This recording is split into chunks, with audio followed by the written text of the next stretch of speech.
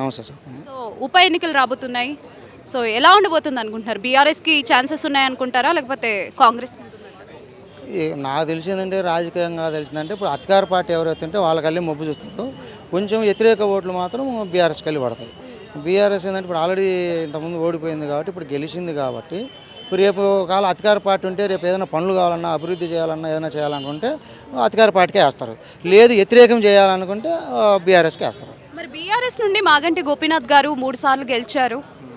But ఇప్పుడు ఆయన చనిపోవడం జరిగింది. ఆయన ప్లేస్లో వాళ్ళ వైఫ్ని పెడుతున్నారు. సో ఆమె గెలిచేదానికి ఛాన్స్ ఉంటుంది. అప్పుడు సానుభూతి చూపించి ఓట్స్ వేసే ఛాన్స్. ఖచ్చితంగా ఆమె చనిపోయింది కాబట్టి ఆ సానుభూతి మీద వేస్తే కానీ ఆమె గెలుస్తుంది. వ్యతిరేకం వేస్తే మాత్రం కాంగ్రెస్ గెలుస్తుంది. మరి నవీన్ యాదవ్ గారు ఇప్పటిదాకా ఒక 2 టైమ్స్ పోటీ చేసి ఓడిపోయారు. మరి ఆయన వైపు ఎలా ఉండబోతుంది? ఆ వైపు ఇప్పుడు ఎందుకంటే సానుభూతి ఉంటుందండి పక్కాగా గెలిచి ఆమెదే లక్షారం అయితే ఎవరికైనా. నవీన్ యాదవ్ గారు చనిపోయిందా?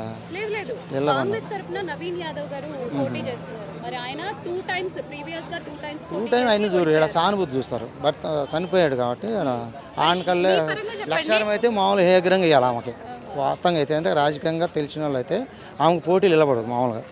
అది ఏ పార్టీ అయినా ఏ పార్టీ ఉన్నా కూడా బీఆర్ఎస్ ఉందనుకో బీఆర్ఎస్కి ఇవ్వాలి మామూలుగా అయితే అంటే సానుభూతి ఉంటుంది కాబట్టి ఓటు ఆమె గెలిచడానికి చాలా ఛాన్స్ ఉంటుంది 99%.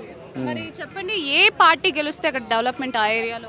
ఇప్పుడు ఏం చేస్తే ఇప్పుడు ఎవరు వచ్చిన ఇప్పుడు కాంగ్రెస్ చేస్తేనేమో డెవలప్మెంట్ ఉంటుంది. డెవలప్మెంట్ గవర్నమెంట్ ఉంది కాబట్టి ఆమె గెలిచకున్నా కూడా చేస్తారు. ఇన్ఛార్జ్ ఉంటారు కాబట్టి కాంగ్రెస్ గవర్నమెంట్. లేదు బీఆర్ఎస్ ఏంటంటే మామూలుగా గెలిస్తే ఏదంటే పనిస్ ఏం రావు కదా, గవర్నమెంట్ లేదు కాబట్టి అది వాళ్ళు ఏం చేస్తారు, ఏం చేయలేరు. ఇప్పుడు ఎందుకంటే ఆమెను గెలిపియాలా సానుభూతి ఉంటే మాత్రం పక్కాగా అసలు ఏ గ్రంగానే ఇవ్వాలి. మామూలుగా నాకు తెలిసినంత వరకు పోటీలు ఇలా పెట్టకూడదు అసలు, అది ఎవరన్నా కానీ. మరి రేవంత్ రెడ్డి గారి పరిపాలన ఏ విధంగా అనిపిస్తుంది? రేవంత్ రెడ్డి గారు బాగానే ఉందండి. బీఆర్ఎస్ తో కంపేర్ చేస్తే బాగానే ఉంది. మరి నెక్స్ట్ టైం ఎవరు వస్తారు అనుకుంటున్నారు? బీఆర్ఎస్ వస్తుందా లేకపోతే కాంగ్రెస్? నెక్స్ట్ బీఆర్ఎస్ వచ్చింది. అంటే వ్యతిరేకం ఓట్లు పడతాయి. వ్యతిరేకం ఉంది కొంచెం గవర్నమెంట్ మీద, అది చెప్పలేము.